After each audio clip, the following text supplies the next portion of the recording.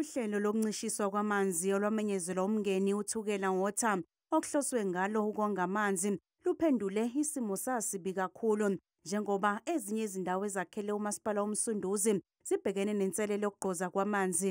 Lokhu kuholela ekutheni kuvalwe amanye amabhizinisi. That uMsunduzi is taking us for granted and is taking us for a ride. For the past 7 days of late, we have had no water and there's been no explanation to that effect.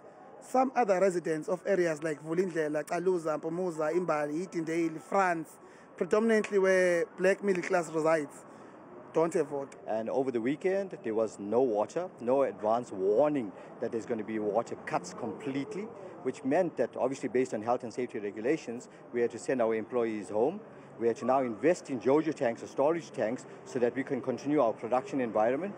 So it's obviously impacted on businesses. uMasipala uMsunduzi uthi iziphehlimanzi zawo ziyahluleka ukufinyelela esikalini samanzi esidingekayo ukuhlinzeka izakhamuzi kulandela izinhlelo zokuncishiswa kwamanzi ahlinzekwa umphakathi.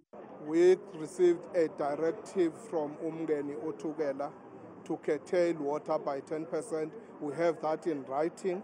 We implementing that just like any other WSA that received the same communication from umngeni othukela. Izakhamuzi zithi uMasipala kumele ulungise ngokusheshsha izinkinga zamanzi nogesi.